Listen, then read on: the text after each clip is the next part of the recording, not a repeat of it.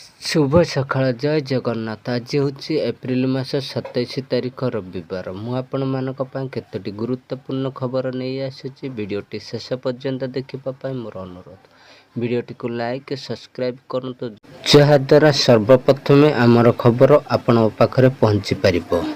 तेबे चलंतु आजिर खबर उपर नजर पकाइबा। राज्य में जारी रही ग्रीष्म प्रवाह। ताती सांगक गुड़गुड़ी रे छटपट होउछि राज्यवासी। किंतु आज राज्यवासी मिलिबो आश्वस्ति, कारण ताती लागिबो ब्रेक। कालबैशाखी वर्षा संभावना रही बेले असह्य गरमरू मिलिबो आश्वस्ति। पूर्व बिहार उल्लग्न उपहिमालय पश्चिम बंग उपर एक घूर्णिबलय सक्रिय थिबारु बदलिबो पागर मिजाज। 27 ରୁ 30 जाए ग्रीष्म प्रवाह सह गुड़गुड़ी बिजुली घड़घड़ी सह वर्षा कुआपथर सह झड़ पवन और संभावना होइछि। पाणीपाग विभाग यह 2 दिन भितर 2 ରୁ 5 डिग्री तलकू मात्र ह्रास पाइब।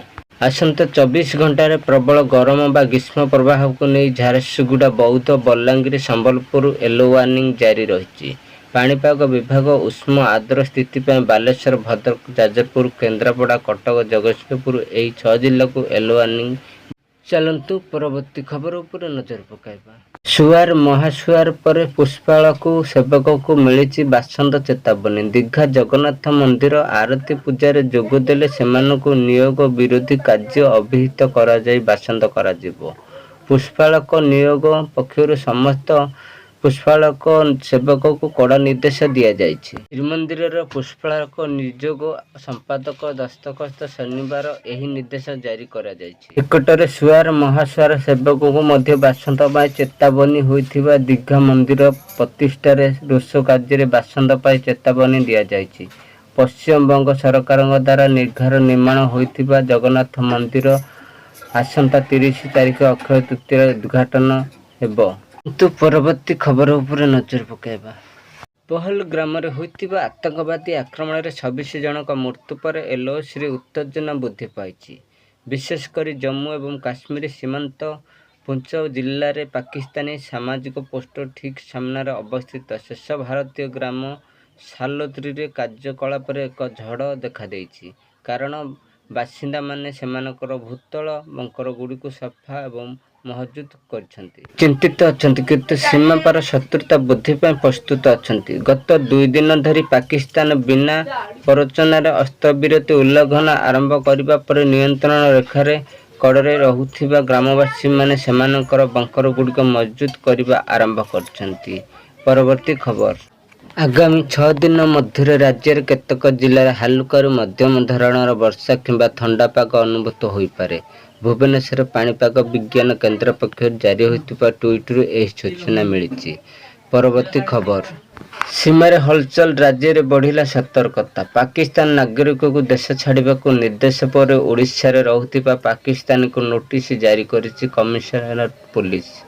ओडिशा रे बाहा होइतिबा पाकिस्तानी महिला शारदा कुकरेजांक निवेदन। ओडिशा रे विवाह करी शारदा बलांगीर ठिकादार पड़ारे दीर्घ 35 वर्ष धरी रहउछंती।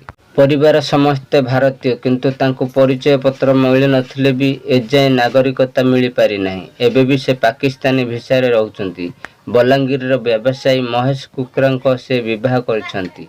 देश छाड़िबा को शारदा को एबे नोटिस जारी होइछि। गृह मंत्रालय निर्देश पाइबा परे पाकिस्तान को राज्य तड़िबा परे जोरदार प्रक्रिया आरंभ होइछि। दीर्घ मियादी भिसार जने पाकिस्तानी महिला 2008 रु भुवनेश्वर रहउछंती।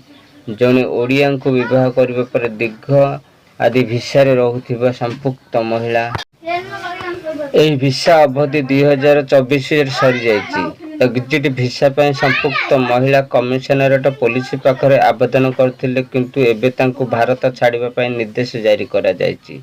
आसंत परवर्ती खबर उपर नजर पकाइबा। एक्शन मोड सेना पहलग्राम आतंकी हमला पर त्राही पाउनाहांती आतंकवादी। आक्रमण संपुक्त थिबा जम्मू काश्मीर आतंकवादी ठिकाना खोजी खोजी सेमानक घर उड़ाउछंती भारतीय सेना। आज आउ 3 जन आतंकवादी घर ध्वंस होइछि। आतंकवादी संगठन रे इस्कर और तोहेचार सदस्य एहसान शेख शाहिद आतंकी जाकिर घर को विस्फोरण कर उड़ाई दिया जाइछि। एपरि गुरुत्वपूर्ण वीडियो देखिबा पई हम चैनल को लाइक और सब्सक्राइब करी रखितंतु, जहाद्वारा आपण पाखरे सर्वप्रथमे हमर वीडियो पहुंची परिबो।